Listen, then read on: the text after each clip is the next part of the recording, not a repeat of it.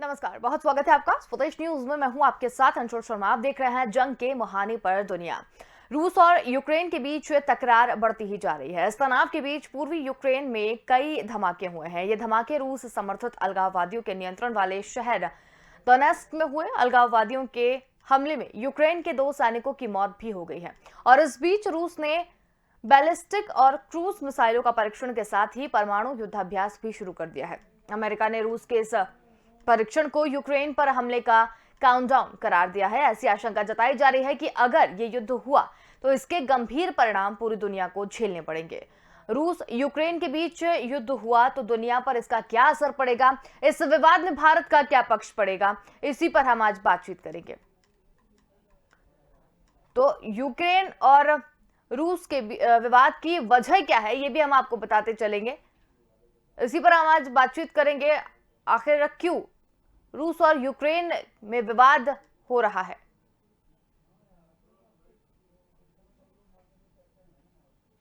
तो आपको बता दें कि रूस और यूक्रेन के बीच जो विवाद है वो अब थमता हुआ नजर नहीं आ रहा है।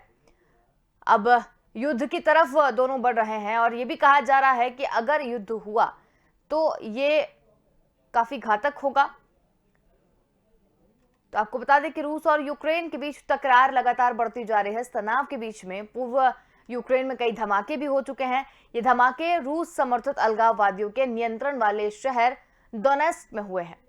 अलगाववादियों के हमले में यूक्रेन के 2 सैनिकों की मौत भी हो गई है। और इस बीच रूस ने बैलिस्टिक और क्रूज मिसाइलों के परीक्षण के साथ ही परमाणु युद्धाभ्यास शुरू कर दिया है। अमेरिका ने रूस के इस परीक्षण को यूक्रेन पर हमले का काउंटडाउन करार दिया है। वहीं ऐसी आशंका जताई जा रही है कि अगर ये युद्ध हुआ तो इसके गंभीर परिणाम दुनिया को झेलने पड़ेंगे। तो रूस और यूक्रेन के बीच जो युद्ध हुआ इस पर दुनिया का क्या असर पड़ेगा, इसी पर हम बातचीत करेंगे। बातचीत के लिए हमारे साथ 2 मेहमान यहाँ पर जुड़ गए हैं, जिसमें रक्षा विशेषज्ञ अमरदीप त्यागी हमारे साथ में है और रक्षा विशेषज्ञ सुमन शर्मा जी हमारे साथ में। आप दोनों का ही बहुत स्वागत है। तो अमरदीप सर, सबसे पहले तो हम आपसे विवाद की पहले वजह ही जानना चाहेंगे कि ये जो इतना हाहाकार मचा हुआ है 2 देशों के बीच में, ये क्यों हुआ है, इसकी शुरुआत कहाँ से हुई थी और ये विवाद अब इतना क्यों बढ़ गया? देखिए, since ages Ukraine was part of this complete Russian area, लेकिन जब रूस की क्रांति हुई तो रूस की क्रांति के दौरान में यूक्रेन, जब जार के खिलाफ ये क्रांति थी तो यूक्रेन एक अलग देश बन गया। लेकिन उसकी आजादी महज कुछ वर्षों की, 2 या 3 वर्षों की ये रही और रशिया ने फिर से उस पर कब्जा कर लिया। और इस प्रकार से जो यूक्रेन के वासी थे उनका जो एक आजाद रहने का जो फिलॉसफी थी, जो आजाद रहने की जो इच्छा थी, वो वहीं पे दब के रह गई। उसके बाद यूक्रेन जो है रूस का अहम हिस्सा बना रहा। लेकिन जब 1991 में डिसइंटीग्रेशन हुआ रूस का और उससे करीब 15 देशों का जो निर्माण हुआ, उसमें यूक्रेन भी एक हिस्सा था। लेकिन यूक्रेन जो है एक बहुत सारे एंगल से बहुत ही इंपॉर्टेंट है रशिया के लिए, जिसके लिए रशिया की नजरें हमेशा यूक्रेन पे बनी रही और रूस की हमेशा ये इच्छा रही कि किसी भी प्रकार से यूक्रेन जो है उनका हिस्सा बन जाए। उसी के मद्देनजर रखते हुए रूस ने क्रीमिया पे हमला करके क्रीमिया को कैप्चर किया। क्रीमिया जो है वहां से जो गैस की पाइपलाइन है, गैस है, वहां पे खनिज है बहुत सारे, है ना। उसके अलावा यूक्रेन जो है यूरोप का जो है ग्रेनरी कहलाता है। यहाँ पे जो गेहूं है उसका उत्पादन भी बहुत है, बहुत बड़े बड़े मैदान है। तो कहने का तात्पर्य है कि ये सब तो हो गई उस तरह की व्यवस्था की जिसमें आपको खनिज भी मिल रहे हैं, वहाँ की पैदावार भी अच्छी है। उसके अलावा आप ये समझिए कि जो यूक्रेन की जो पॉपुलेशन है वो भी अपने आप में पढ़ी लिखी और समर्थ और युवा लोग हैं, जबकि रशिया जो है वो अपने आप में अपनी पॉपुलेशन की कमी यानी युवा पॉपुलेशन की कमी को झेल रहा है। उसको एक वर्क फोर्स चाहिए।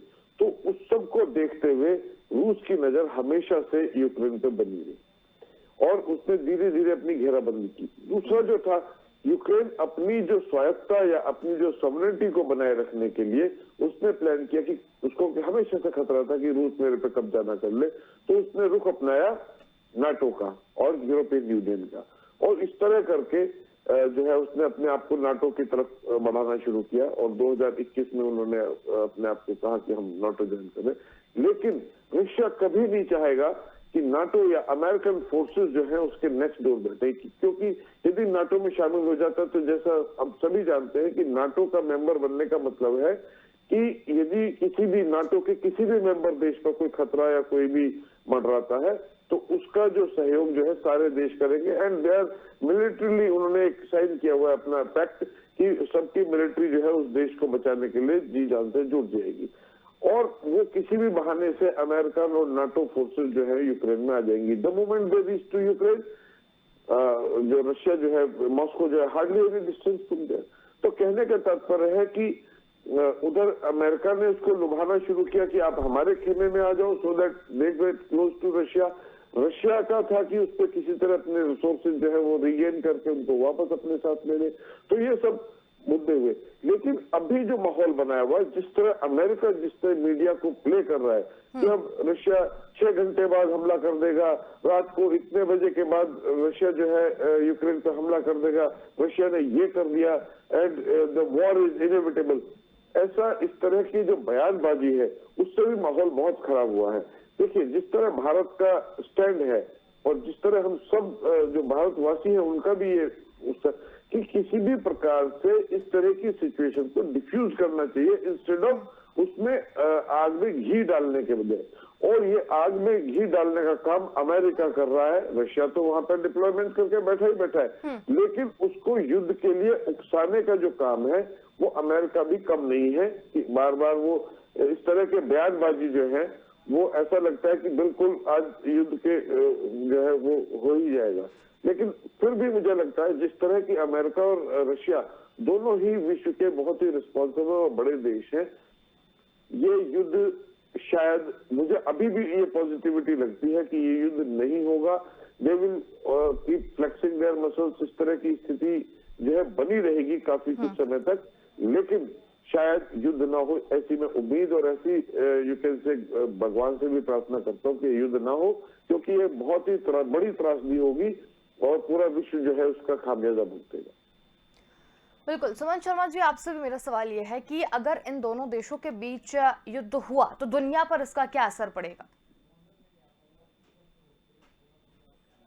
देखिए, ये काफी बड़ी जियोपॉलिटिकल क्राइसिस वाला सवाल है अगर ये लड़ाई अगर होती है तो, क्योंकि एक तो इसमें यूरोप पूरी तरह शामिल हो जाएगा, उसके अलावा यूएस है और बाकी जो इस तरफ के देश हैं एशियन कंट्रीज के ऊपर एनर्जी क्राइसिस पैदा होगी, ऑयल एंड पेट्रोलियम के गैस के प्राइसेस के ऊपर फर्क पड़ेगा। उसके अलावा ये एक तरह से इसे कोल्ड वॉर की तरह देखा जा रहा है, तो पूरी दुनिया को साइड लेने के ऊपर मजबूर होना पड़ेगा। तो दो भागों में बंटने वाली बात है, जैसे कि कोल्ड वॉर के जमाने में हुआ था। तो ये किसी के भी हित में नहीं है अगर ये लड़ाई होती है तो। लेकिन हमें ये देखना चाहिए कि आज का ये स्टेटमेंट जो आया है फ्रेंच गवर्नमेंट की तरफ से कि समिट लेवल की मीटिंग के लिए तैयार हो गए हैं प्रेसिडेंट बाइडेन और प्रेसिडेंट पुतिन। लेकिन जो शर्त उसके लिए रखी गई है वो ये है कि रशिया इन्वेड नहीं करेगा यूक्रेन को।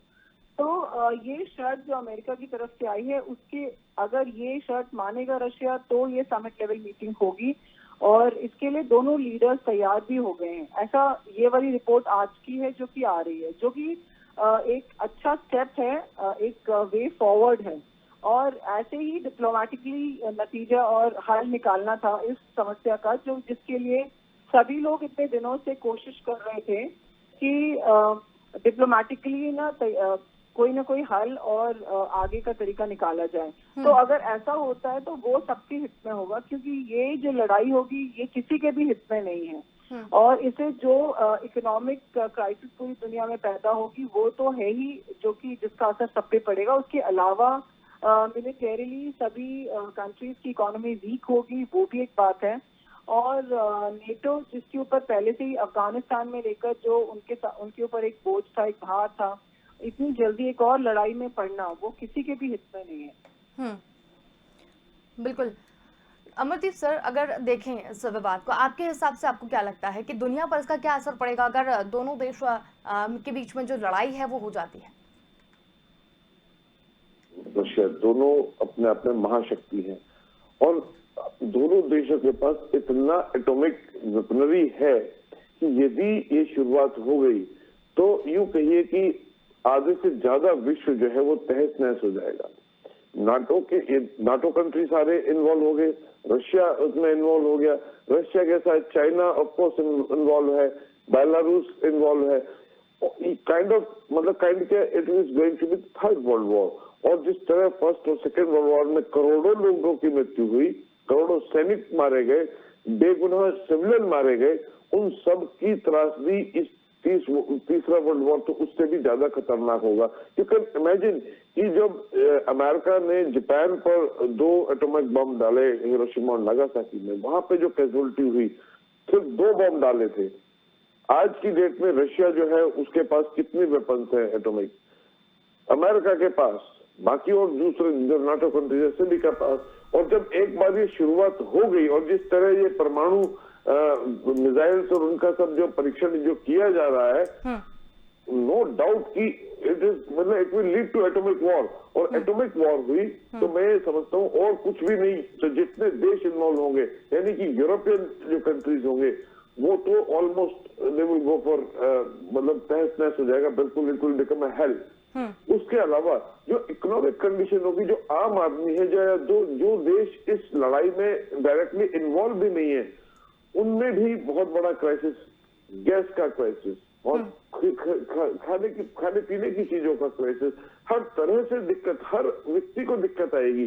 तो कहने का तात्पर्य है कि हर तरह से इसमें परेशानी आने वाली है। और यू नेवर नो, मुझे तो ऐसा लगता नहीं है कि कोई देश ऐसा रहेगा कि जो अनअफेक्टेड हो। विश्व का एक एक देश, एक एक नागरिक इससे जो है प्रभावित होगा। तो जिस तरह ये जो प्रमुख देश हैं, अपने आप में वर्ल्ड के लीडर देश हैं, इनकी ये रिस्पॉन्सिबिलिटी बनती है कि इस तरह की उसको ना युद्ध की स्थिति ना आए। और यदि डिप्लोमेटिकली ये रिजॉल्व हो जाता है तो नथिंग लाइक दैट, क्योंकि यदि वॉर भी हुआ तो वॉर के बाद भी डिस्कशन ही होगा, टेबल पर बैठकर ही बातें होंगी। अल्टीमेटली कोई भी समस्या का समाधान आज तक युद्ध से नहीं हुआ है। युद्ध के बाद फिर संध्या होती है, टॉक्स होते हैं और रिजॉल्व होता है। तो यदि मैटर को रिजॉल्व बात करके ही करना है तो वो युद्ध से पहले कर ले, युद्ध करने की आवश्यकता ही क्या है। बिल्कुल। सुमन शर्मा जी, इस विवाद में भारत का पक्ष क्या होगा? देखिए, भारत ने अपना पक्ष यूएनएससी के वोट से साबित कर दिया है कि वो किसी की भी तरफ अलाइंड नहीं है, किसी के साथ उसको नहीं जाना है, किसी का पक्ष नहीं वो ले रहा है। और हमेशा से भारत का पक्ष ये रहा है कि वो बीच का रास्ता लेके चले, नॉन अलाइंड पोजीशन बना के चले और मीडिएटर का काम करे, एक पीस मेकर का काम करे। और ये उम्मीद इस लड़ाई में भी यूक्रेन और यूएस दोनों लगा रहे हैं भारत से कि वो एक पीस मेकर का काम करे। हमेशा भारत ने दोनों साइड से बात करके और एक पीस मेकर का काम किया है। जैसे कि अर्ली 1950s में कोरिया वॉर के टाइम पर भी, जब कोल्ड वॉर अपने की शुरुआत हो चुकी थी लेकिन इंडिया नॉन अलाइंड था, तो उसने दोनों साइड्स के साथ बात करके एक रीयूनिफिकेशन हो दोनों कंट्रीज का और साथ में हॉस्टिलिटीज कम हो, इसकी कोशिश की।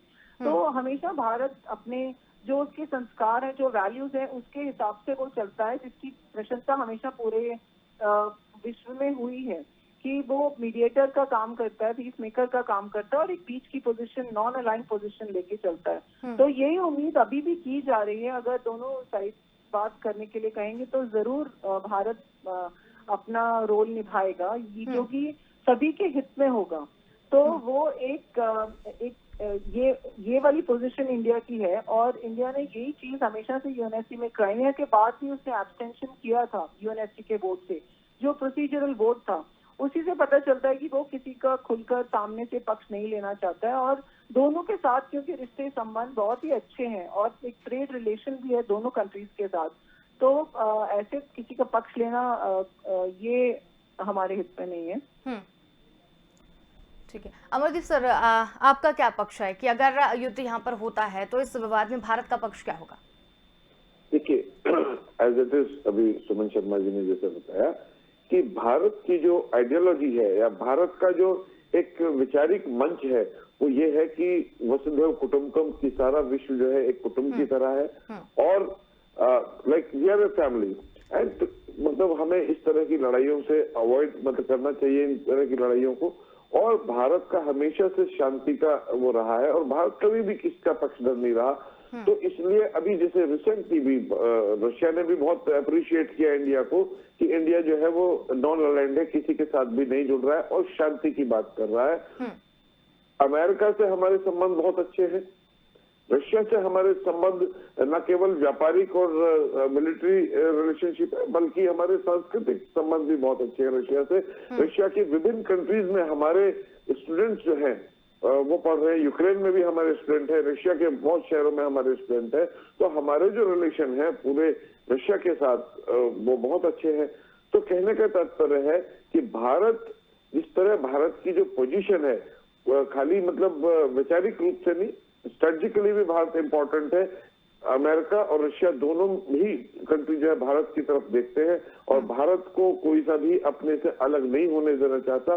तो उस परिस्थिति में भारत दोनों के संबंधों के बीच एक पुल का काम कर सकता है जिससे कि दोनों को एक मतलब without any fight, without any war इस मैटर को रिजॉल्व कर सके। और ये भारत के जो नेचर है उस नेचर को भी सपोर्ट करता है और इस तरह मतलब विश्व को भी इस तरह की त्रासदी से बचा सकता है। तो भारत को नॉन अलाइंड ही रहना चाहिए और शांति का प्रयास करना चाहिए और बहुत ही मैं कहूंगा कि प्रेशर के साथ करना चाहिए। हमारे प्रधानमंत्री जी को he should take initiative and he should speak openly to America as well as with Russia and to avoid this crisis.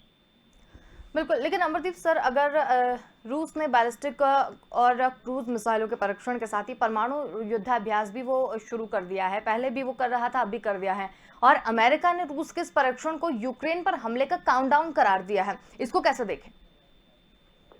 देखिए बिल्कुल जिस तरह की परिस्थितियां बन रही हैं और मैं जैसे शुरू में भी कहा था कि जिस तरह अमेरिका की बयानबाजी चल रही है और जिस तरह काउंटडाउन बता रहा है कि फला डेट को फला समय पे जो है रशिया जो है यूक्रेन पे हमला कर देगा, इस तरह की बयानबाजी से बचना चाहिए।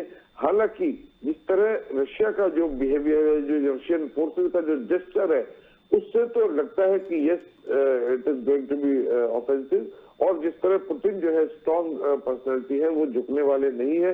तो यदि अमेरिका या यूक्रेन भी अपने कदम पीछे नहीं हटाता नाटो ज्वाइन करने के नाम पे, तो ये वॉर संभव है।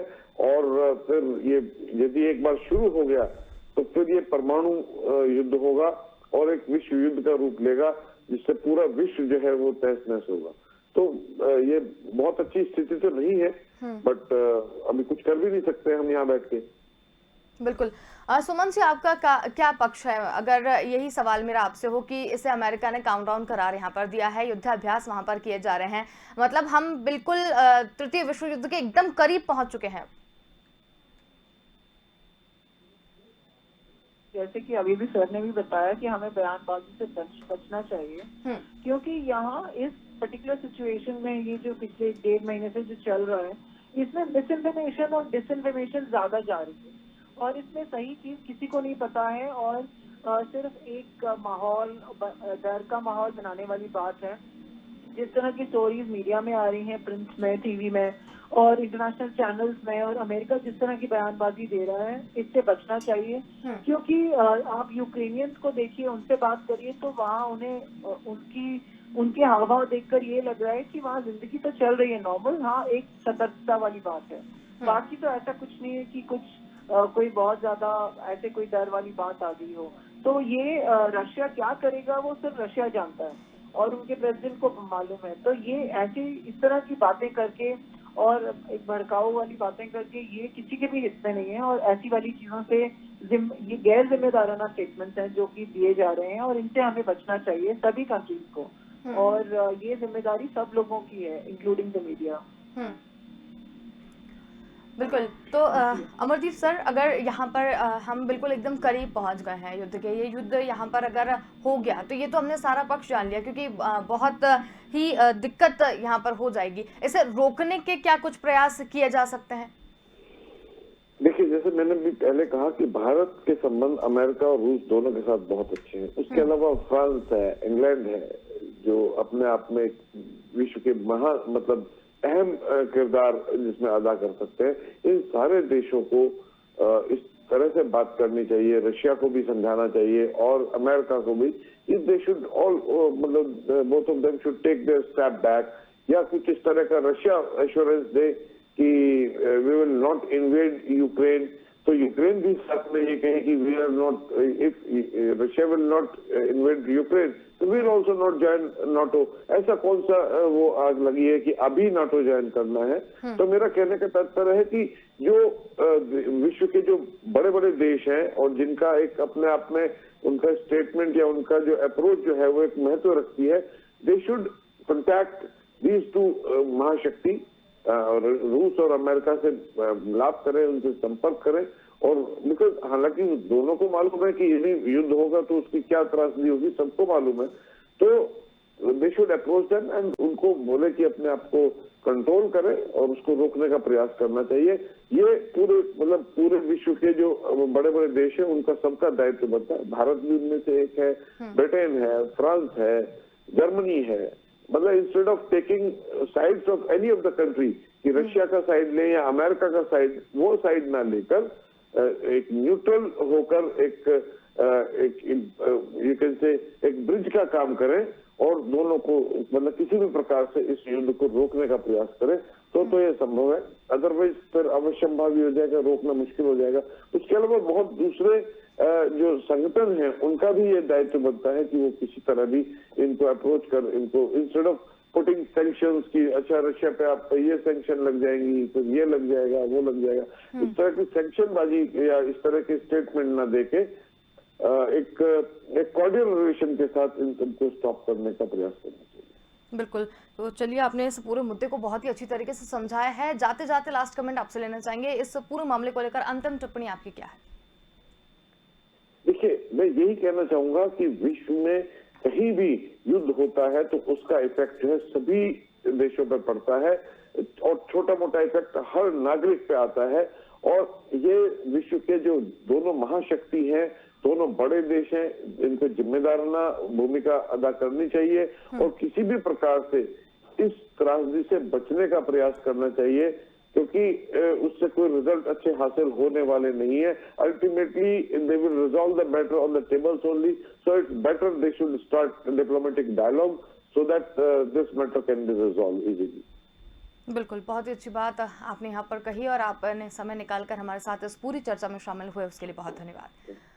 तो हम यहाँ पर रूस और यूक्रेन के बीच जो तकरार बढ़ती जा रही है उसके ऊपर हम बात कर रहे थे और इस तनाव के बीच पूर्वी यूक्रेन में कई धमाके हुए। ये धमाके रूसी समर्थित अलगाववादियों के नियंत्रण वाले शहर दोनेत्स्क में हुए थे। अलगाववादियों के हमले में यूक्रेन के 2 सैनिकों की मौत भी हो गई और इस बीच रूस ने बैलिस्टिक और क्रूज मिसाइलों के परीक्षण के साथ साथ परमाणु युद्धाभ्यास भी शुरू कर दिया है। अमेरिका ने रूस के इस परीक्षण को यूक्रेन पर हमले का काउंटडाउन करार दिया है। अब अगर देखा जाए तो दोनों देशों के बीच जो तनाव लगातार बढ़ता जा रहा है उसमें भारत का क्या हस्तक्षेप हो सकता है, क्योंकि भारत की अगर बात करें तो यूक्रेन से भी संबंध अच्छे हैं और रशिया से भी संबंध अच्छे हैं और अमेरिका से भी संबंध जो है वो भारत के कहीं ना कहीं अच्छे हैं। अब इसे रुकवाने का प्रयास तो यहाँ पर किया जा सकता है, लेकिन जब इन लोगों के बीच में जब इस तरीके की गतिविधियां यहाँ पर हो रही हैं तो वाकई में एक बहुत ही चिंताजनक स्थिति अभी बनी हुई है। फिलहाल के लिए इतना ही। देखते रहिए स्वदेश न्यूज, क्योंकि सबसे पहले देश।